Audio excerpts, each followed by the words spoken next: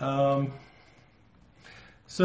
one of the bad news things today is Representative Trent Franks here from Arizona. I think he's 8th district, is stepping down from Congress. I looked at all the usual websites, Politico, The Hill. Everybody's reporting on it, but nobody has any details. They don't know if there is sexual impropriety. No one is really saying, other than there's a little bit of suggestion that he may have done something inappropriate.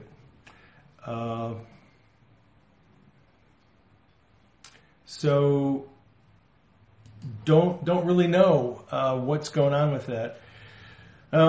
Trent Franks is a good guy. You know, people like him, and it's just so interesting now. You know, when you stand back and look at all these people who are resigning from Congress because of, you know, inappropriate behavior, corruption, whatever. I can't help but go back and remember these headlines that John Paul Jackson and Terry Bennett saw. Both of these guys are very good prophetic leaders. John Paul Jackson passed away a couple years ago. Terry Bennett's still around. They had these dreams, and in the dreams they saw news headlines.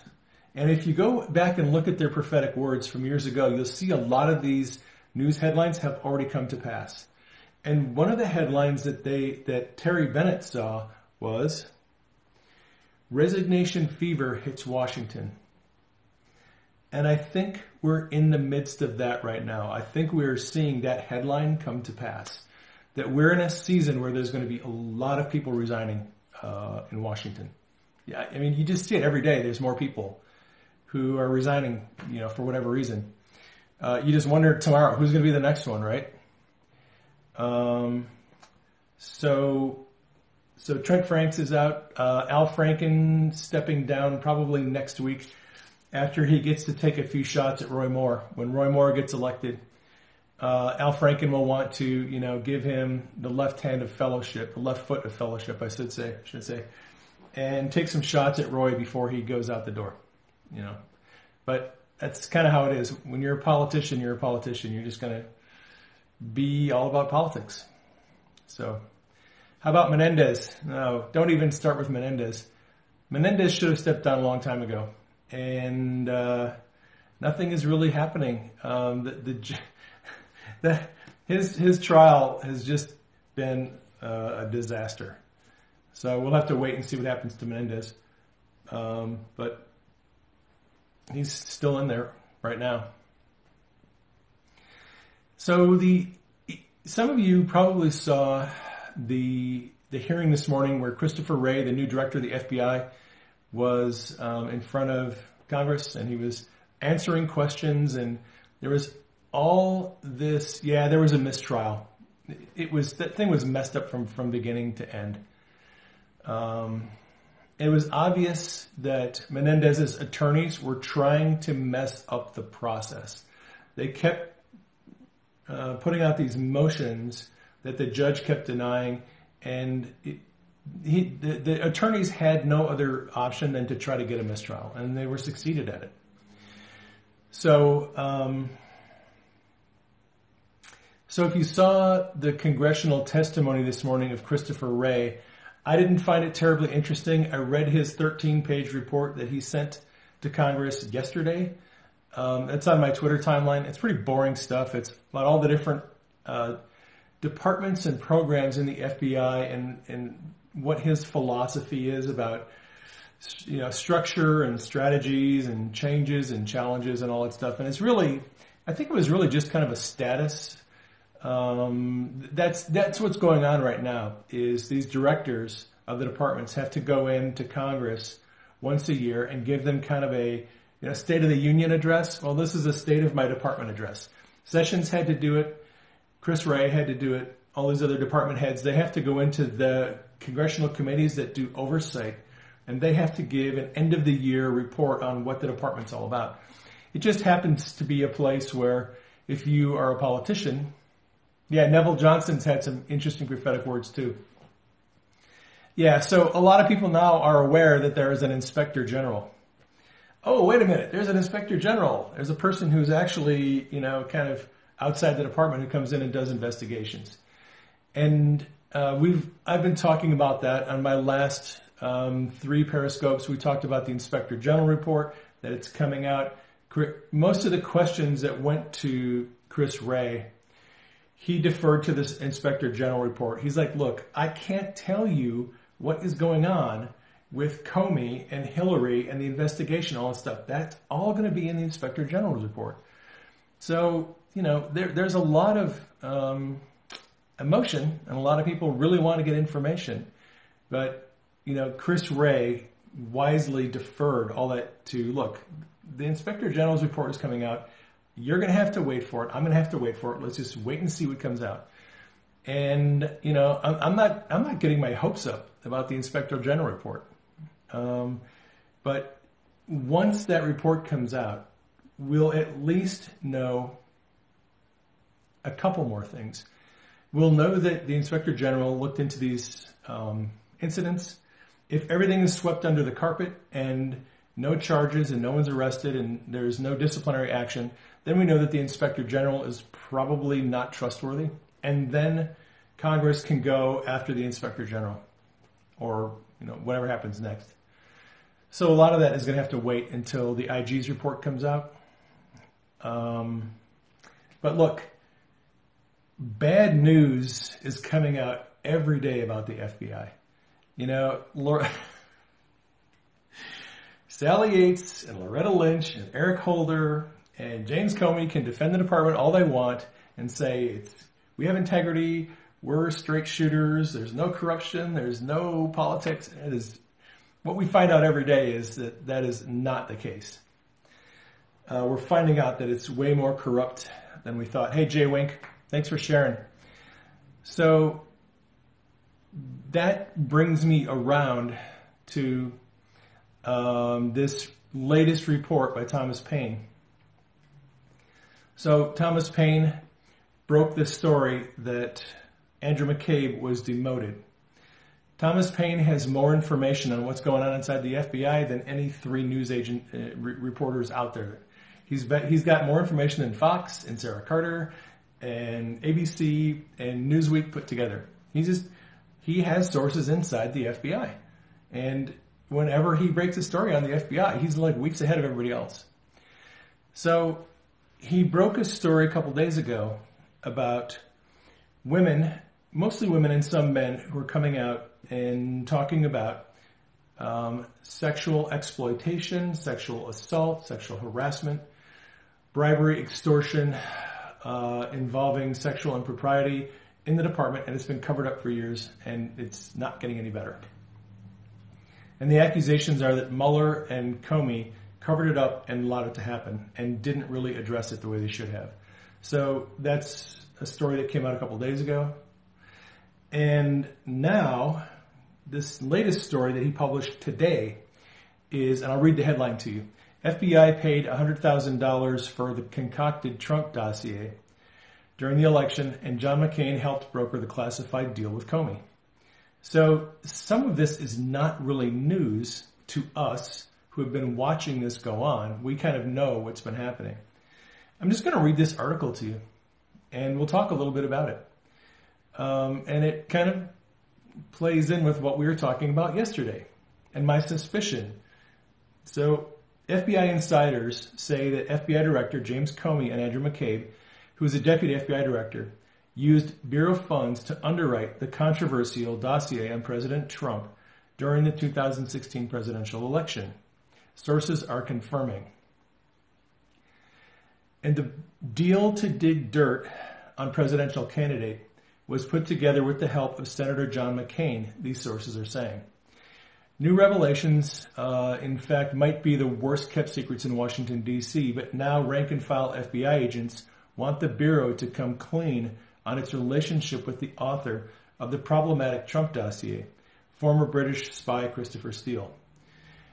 True Pundit first received intelligence from FBI sources in March that the Bureau had struck a financial deal with Christopher Steele in 2016.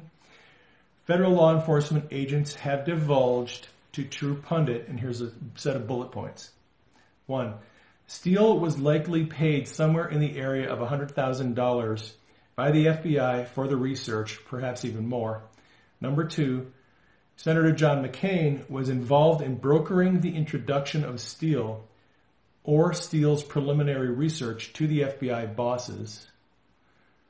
That's not news. We kind of know. Everyone knows that McCain was the one who kind of brought the Steele dossier around. And that, again, that has been reported. But now we have FBI sources who are confirming to True Pundit that this is what actually happened. Number 3, the FBI routinely pays, this is big.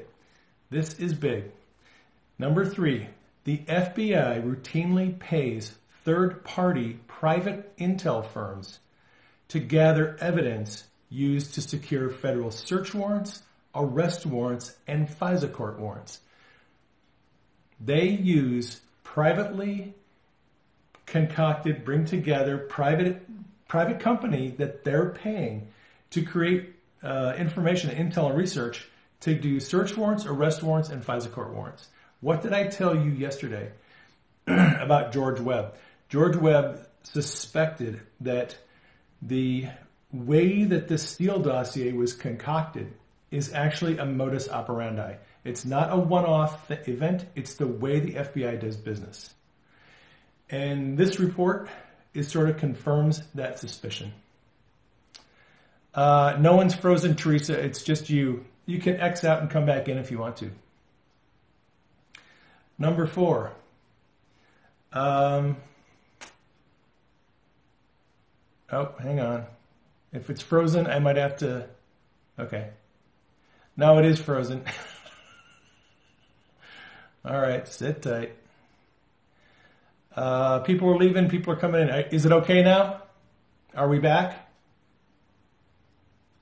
We're back now. Okay, let me go back over what I just said. It froze up. Sorry about that. I'll go back to my last point. Yeah, sorry about that. So, number 3, the FBI routinely pays third-party private intel firms to gather evidence used to secure federal search warrants, arrest warrants, and FISA court warrants. Okay? Now, yesterday I told you that I was listening to some George Webb videos, and he suspected that the FBI actually, this creation of the Steele dossier with a bunch of true information and fake information, he says, is not a one-off thing. It is their modus operandi. It's how they operate. It's their normal way of doing things. And this information confirms that's exactly what they're doing. That they have private companies they contract with who compile all this information. Whenever they need a warrant, they go get the information, they take it to the judge, they get the warrant, or they get the FISA court warrant, and they go do what they have to do. So this is, all right, I'm going to read number 4, okay? FBI does not vet privately commissioned investigators like Fusion GPS who work off the books for the Bureau. They don't vet them. They just, if you can give them information, they'll take it. The FBI pays these contractors from a budget that is not part of its public expenditures. So it's not in the public record. Transactions are confidential, therefore, freedom of information requests on such transactions are easily and legally denied. So if you want information through a FOIA on what the FBI is doing, you're not going to get it because they don't have to give it to you. It's not a matter of public record. The last bullet point is that the Steele, Christopher Steele and the firm Fusion GPS may have performed additional privately commissioned intelligence work for the FBI. So that wouldn't surprise anyone. The Steele dossier on Trump has since been proven to be chock full of wild and unproven accusations. The more disturbing revelations, however, is that a Republican U.S. Senator from the same party as Trump likely assisted the FBI to perform a bogus investigation of a presidential candidate during the election, the results of which were leaked to the news media in an attempt to boost Hillary Clinton's chances of winning the presidency. Also, it now appears that the FBI has a definitive role in digging up dirt on presidential candidates with the likely intent of swaying elections. It's little wonder that the FBI has blocked efforts to turn over records on its relationship with Steele, Fusion GPS, and McCain's role in putting the two entities together. And this is what has come to me in the last couple of days. Devin Nunes, who is head of the House Intelligence Committee, he went inside that skiff. He was taken inside there by Ezra Cohen Watnick. And he saw the people that were, their names were being unmasked. He saw the intelligence. He saw the raw data. And when Devin Nunes came out of that skiff, he looked like he had just swallowed a cat. And he had a press conference that he held where he was obviously very disturbed and uncomfortable about what he saw. He was like, I can't believe I just saw what I actually saw. And so he has been pushing and pushing and pushing for the FBI and the DOJ to release information on the Steele dossier and Fusion GPS. And he has been stalled at every single way. They have refused to give the information, refused to give the bank account information, wouldn't give any information to them at the risk of being held in contempt of Congress. And like I said yesterday, if the DOJ and the FBI do not want that information given to Congress, there is something very, very crooked going on, and they don't want that exposed. So today, Sarah Carter reported that Nunes is going to subpoena, and he's going to get this information.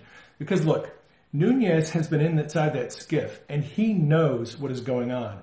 He knows what they're doing, and it's not like Nunes doesn't know the facts. He knows the facts. He wants to get the FBI to publicly disclose what he knows is going on. That is what Devin Nunes knows what's going on. Adam Schiff knows what's going on too. Schiff went inside the skiff too. Schiff, although his eyes are normally a little bigger than normal, his eyes were like saucers when he came out of that skiff. So Nunes and Schiff both know what is going on with the DOJ and the FBI, the FISA court warrants and the 702s. They know. And Nunes is trying to get that information out. And when it comes out, the FBI is going to, it is not going to go well. I mean, you saw it this morning in the hearing, right? Andy Biggs and Ratcliffe and Trey Gowdy. I mean, Trey Gowdy essentially just had a speech, nice speech and everything. But the people who were asking legitimate questions, Ratcliffe and Andy Biggs, I saw for sure, they know something is up with the FISA court and the warrants and the dossiers. They are honing in because they know something is, they smell a rat and they're going after it. So I think it's going to be and Jim Jordan was great too. Yeah. The guys who, they kind of know what's going on. Unfortunately, these hearings are not a good way to get at that information. Chris Wray is not going to publicly disclose any of that information. They're just telling us, they're signaling to us that they know what's going on and they want us to know that they know what's going on. This is signaling, this is theater. They're up there doing a performance and they're trying to let you know they're hip to what the FBI is doing and the DOJ is doing. And they're doing their best to try to get the truth to come out. It's not going to come out in a congressional hearing. These congressional hearings really don't have any power and authority. You can't do anything other than they can defund and they can write or get rid of legislation, but that's the only power that they really have. So it is interesting what's going on. Anyway. So that's my report for today. I don't have a whole lot more for you. And it's probably time for Amy to read Donald Trump's book anyway. You should be jumping on Amy's Periscope and listen to her read with her wonderful British accent, Trump's Art of the Deal, which is, by my estimation, a better book than Hillary's book, What Happened. So it's just my opinion. All right. Yeah, so keep your ear to the ground. Keep your powder dry. Keep everyone in prayer. Keep the president and Congress in prayer. And I'll see you on my next broadcast. Thank you for joining me. You guys are awesome. I'll catch you later.